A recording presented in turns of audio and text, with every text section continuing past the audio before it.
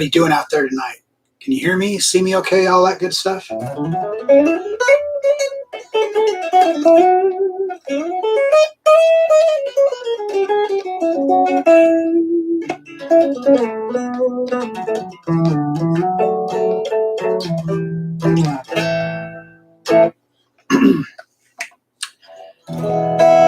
you hear me out there? Is the getting the audio, getting the video? Let me know so I know that all the stuff's working right.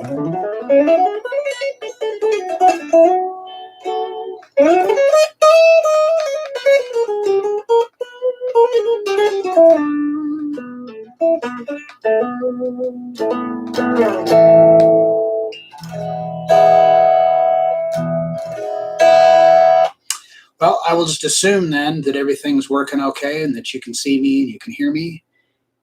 I'd like to welcome you to part 6 on this series we've been doing on diatonic scales.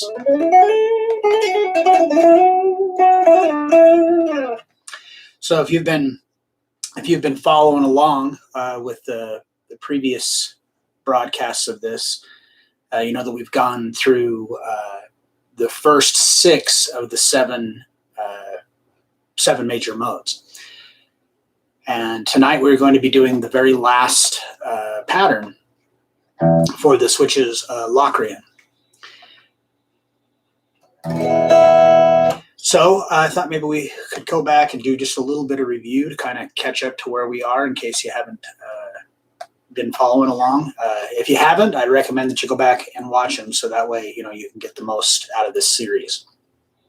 So we were doing this all in the key of G major, but these are movable shapes, so it doesn't matter really what key you're in. Once you memorize the pattern, it's the same no matter what key you're in. So we're just doing it here in G because G major, E minor, pretty common key for the guitar. So we had Ionian. These are all 3 notes per string. So notes 2 and 3 are notes 1 and 2 of the next pattern. So here when I do Ionian, in this case it's the 3, 5, 7. So the next pattern, which is Dorian, the first 2 notes will be 5 and 7. So for Ionian we have 2 whole steps, and then for Dorian we have a whole step and a half step. So if you remember, we talked about that there's that sequence of the major scale is 2 whole steps, then a half step, then 3 whole steps and a half step, and then it starts over again. So you can apply that to this, and then you'll automatically notice what the next shape is going to be. So we have Ionian here, and then Dorian, and then the next is Phrygian. So if we look at Dorian, notes 2 and 3 are notes 1 and 2 of Phrygian. So if we go off of that whole idea of 2 whole steps, then a half step, then 3 whole steps and a half step, there's our 2 whole steps, there's our half step, so that we know that the next note is going to be a whole step away. So with diatonic scales, you don't have 2 half steps in a row. Now that doesn't mean you can't do that. It just means that the patterns for the scales they don't do that. They don't have anything like that. So after Phrygian,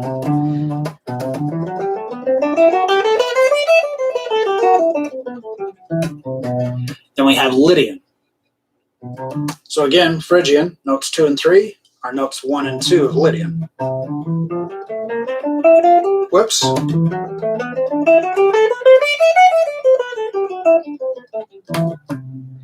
Then after Lydian, we have Mixolydian. So again, notes 2 and 3 are notes 1 and 2.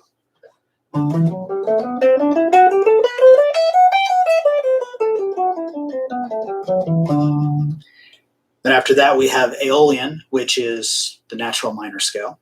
So notes 1 and 2 of that are going to be here. So starting on the 12th fret, we have a whole and a half step, then a whole and a half, 2 holes, 2 holes, shift up a half step, 2 holes, shift up a half step, half and a whole.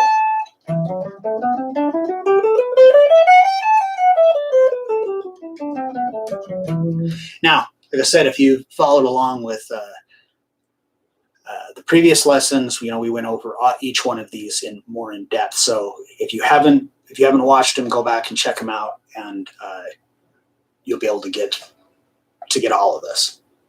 All right, so the last pattern is Locrian, or I've heard some people pronounce it Locrian. I'm not 100% sure which way is the correct way to pronounce it, but I've always just said Locrian. And Locrian is like the weirdest mode out of all of them. We'll get into that in a minute. So again, we did our Aeolian, 12, 14, and 15. So that means that Locrian's, the first two notes of Locrian is going to be these two notes right there. So we have a half and a whole, and then we go to the A string, half and a whole, go to the D string, whole and a half, the G string, whole and a half, and then we're going to shift up a half step on the B string, 2 whole steps, and then 2 whole steps again on the high E string. So.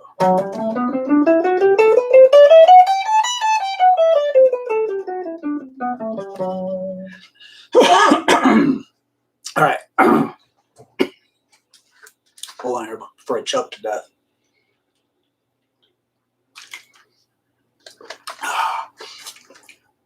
You'll have to excuse my rough appearance today. I wasn't even sure if I was going to even be able to come on. I've had flooding in my house on and off for the last 2 weeks, so I've been working on that. So,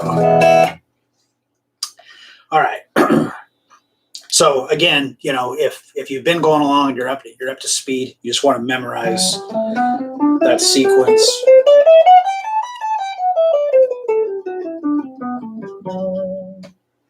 And again, even though we're starting here on F sharp, it's still the same notes that are in the G major scale. We're just, each time you move up, you're just starting on the next degree of the scale and then just continuing to play the same 7 notes. So first thing you want to do, just like we did with the other ones, is you want to memorize the sequence. You want to memorize that pattern. And then you want to do those different exercises that we looked at before.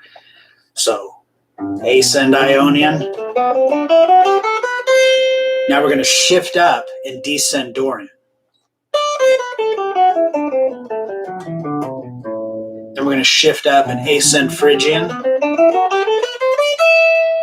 Then we're going to shift up and descend Lydian. Whoops. We're going to shift up, ascend Mixolydian. Shift up, descend Aeolian. And then finally shift up and ascend Locrian. Now, you could just keep going and do your Ionian a whole octave higher. But what you want to do with this is that since we started with Ionian ascending, and then we get up here to the top, you want to do it the opposite way. So we ascended, descended, ascended, descended, ascended, descended, ascended. So now what we're going to do is we'll do it backwards. So you descend this, whoops, shift down, ascend, shift down, descend, shift down, ascend, shift down, descend, shift down, ascend, shift down, descend. So that way you're practicing each pattern both ascending and descending, because it's if you only do it one way and then you just get used to every time you play Dorian, it's only when you're descending. Then when you go to ascended, it might cause you some problems. So you want to do both.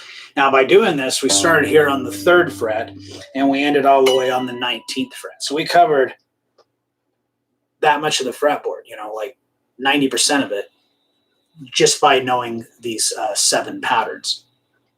So this is going to give you the ability just to play all over the neck in any key. And then when you do actual modal playing, you'll know where your starting points are.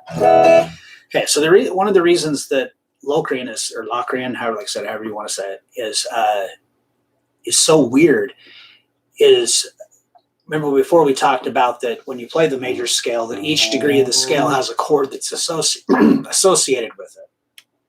So, and then the same chords would be in any one of these patterns. So we have, and then again, this is just for the key of G major. So if we did it in a different key, this would change. So like in G major, we have first is G major, then A minor, then B minor, then C major, D major, E minor, F sharp diminished, and then back to G. So if we were playing like a 1-4-5 chord progression in G, so that'd be G, C, and D, and you were soloing over it, you could use the G Ionian or any of these patterns. But the reason that why the G Ionian would be good is because then the tonal center, your tonic note is, you know, the tonal center of whatever the chord progression is that you're playing. Now, when we talked about this a little bit before, so like with Dorian, since Dorian starts and it's an A minor, if we wanted to do a 1-4-5 here, it would be A minor, D major, and E minor. So again, you could use G Ionian over the top of that, but if you use Dorian,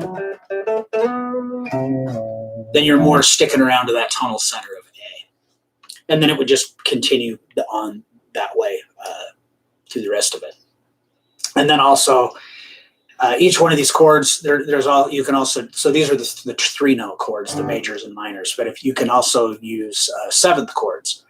So you'd have G major 7, and you can mix and match these. So you could do, you know, you could do this one a major 7, and then this one a major or a minor instead of a minor 7. Anyway, I like to just, the best way I think to do it is to actually practice it as 2 separate chord scales. So you play through it major, minor, minor, major, major, minor, diminished, major.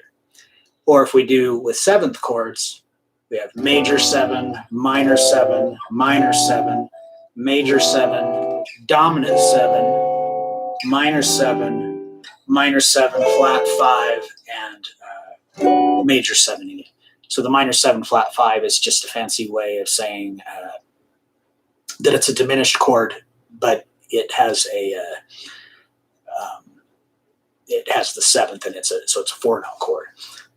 Okay, so Locrian, it's weird in this key, well, in any key, but it's because the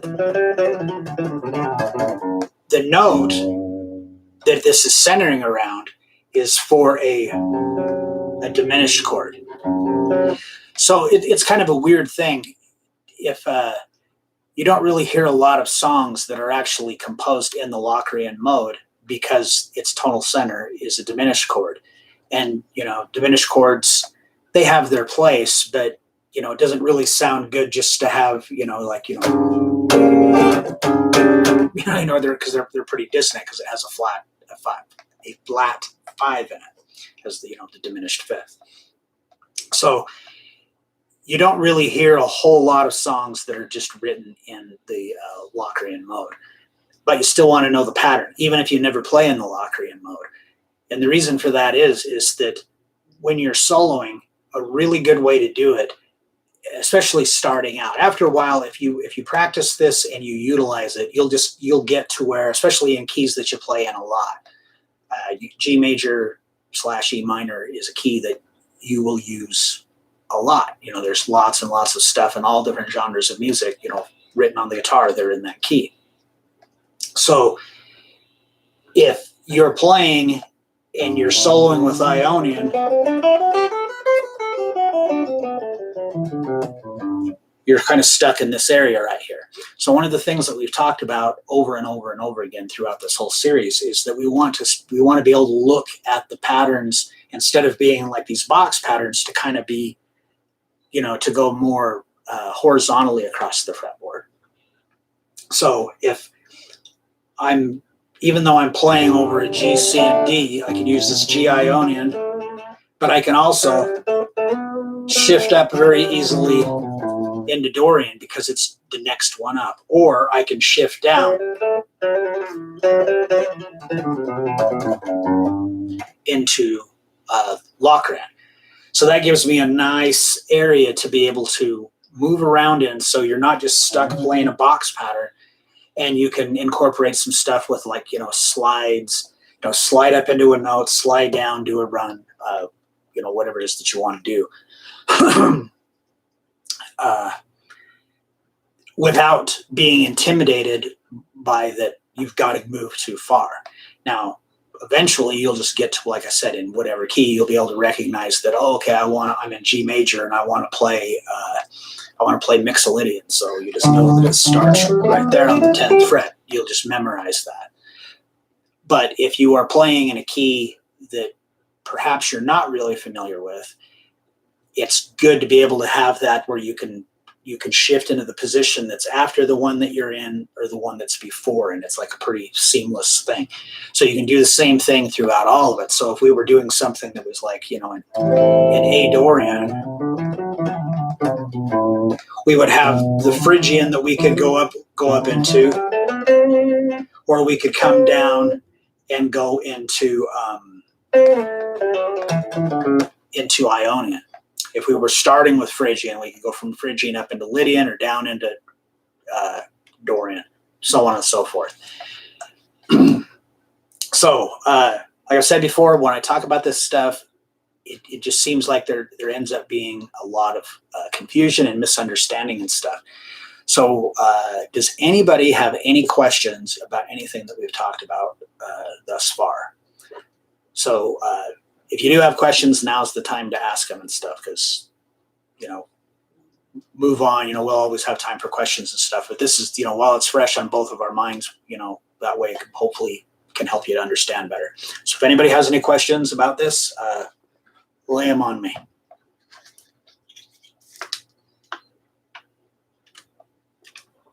Now let's wait a minute or so, because for some reason when you type in a comment, there's a delay of like 60 seconds before I see it.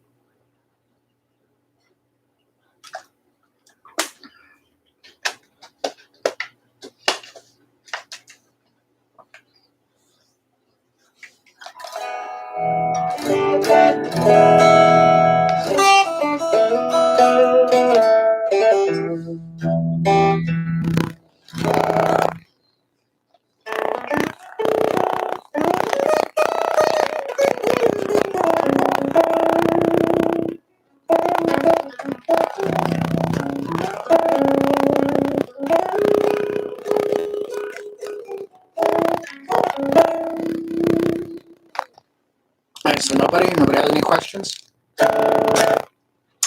All right.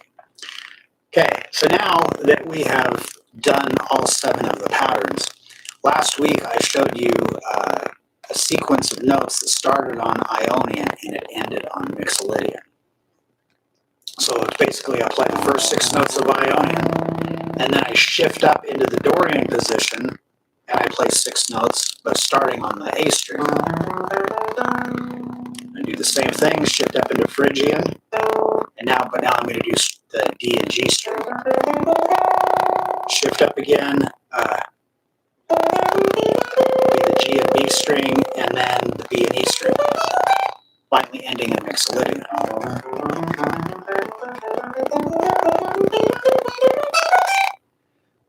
So what that's done, we've went from the 3rd through the 15th fret, all in one key, and having a nice little, sequence that's easy to alternate and pick and be able to, play it quickly.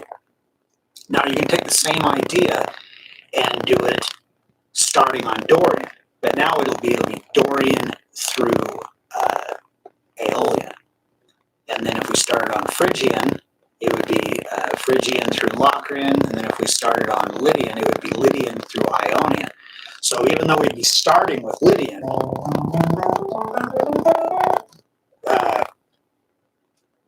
because we have Lydian, Mixolydian, Aeolian, Locrian, and then Ionian again, starting here on the 15th fret, just an octave higher.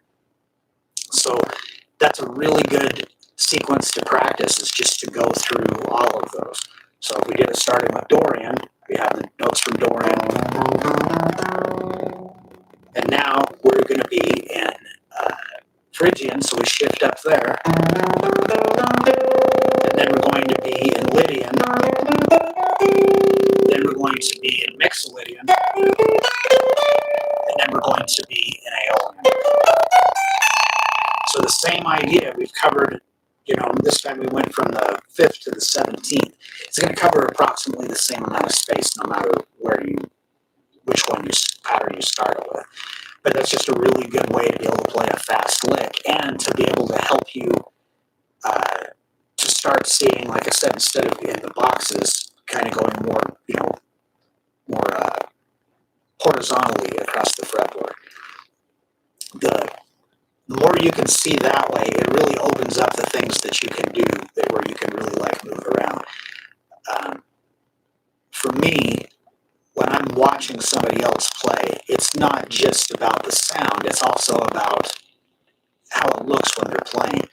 And I don't mean, if they're, pulling funny faces or, flipping their hair around or whatever. I don't mean that.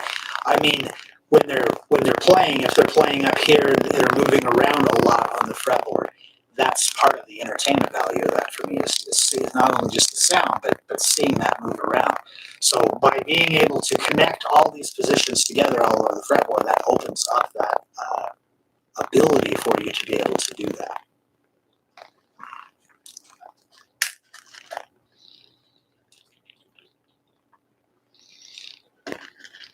Oh.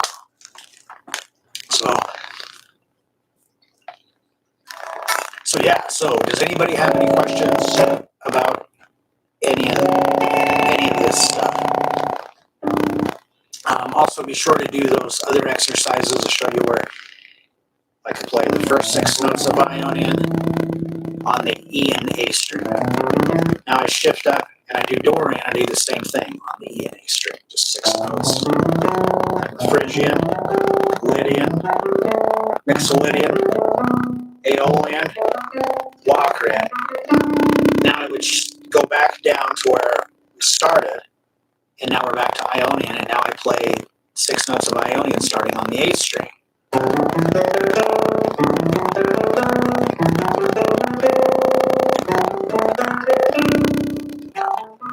Whoops.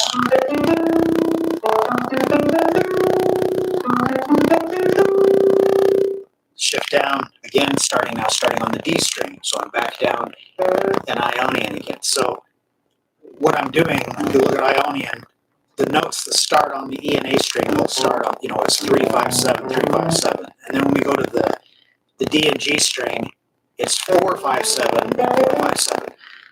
So when I finish up here, when I come down, you have to remember that to where it is that you're, the position you're going in. And you're just essentially playing the same 7 notes over and over and over again, but you're doing them in different places on the fretboard. You get where you notice that stuff is, then it makes it easy to do things like if you want to have, like if you work, on a song, like maybe your own song, riff, whatever, where you have like a chord, and then you have some kind of like melody line. Well, this will help you to know where it's at. I know that I can play E minor 7 because that's the 6th chord of the 6th degree in that key. And then I could, because these are the notes right there from Dorian. Now I don't have to play those ones. I could jump down here or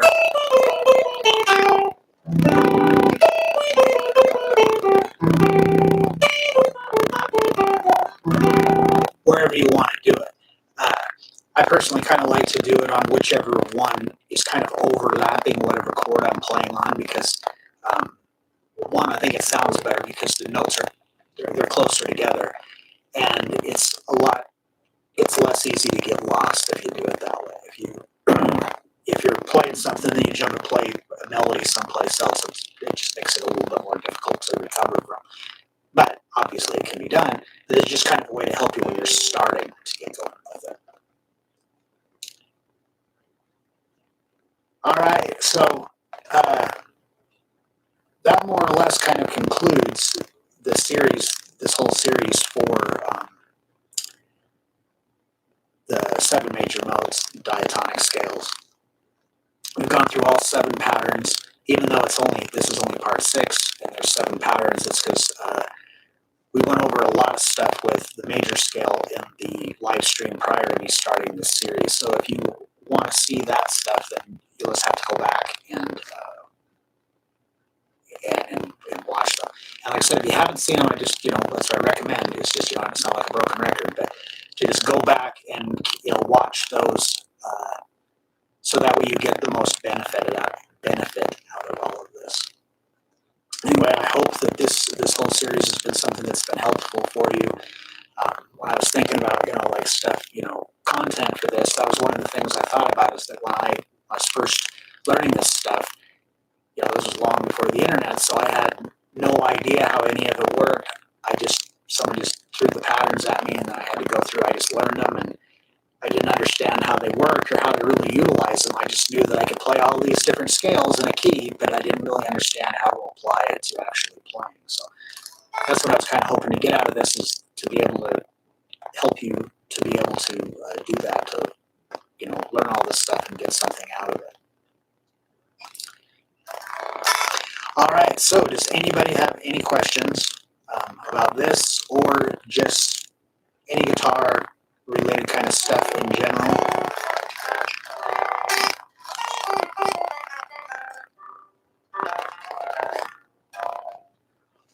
Oh, thank you. Thank you, I appreciate that. I'm not sure what's the problem. Everything looks okay on my end as far as the little idiot lights that are telling me that stuff's working, but I don't know. That was why when I started, I asked if everybody could hear me, and so we could try to iron any of this stuff out. But anyway, if nobody has any questions or anything, then I think we'll cut this one a little bit short tonight. But it was the last one. We got everything all put together. I appreciate that everybody who's stuck around and watched with me this far. I'll be back next week, but it'll be a new topic. I'm not even sure what it'll be at this point. I'll just have to figure that out between now and then. But again, thanks everybody for tuning in, watching, sticking with me. I appreciate it. If you like this, sure to subscribe to the channel and click that like button stuff. It really helps. Oh, you're welcome. Thank you. The interaction stuff really helps with me being able to keep doing this and stuff for you. So if you like the lesson, give it a thumbs up, leave me a comment. Really appreciate it. Anyway, that is all I got for you tonight, guys. Thanks for watching. Have a great night.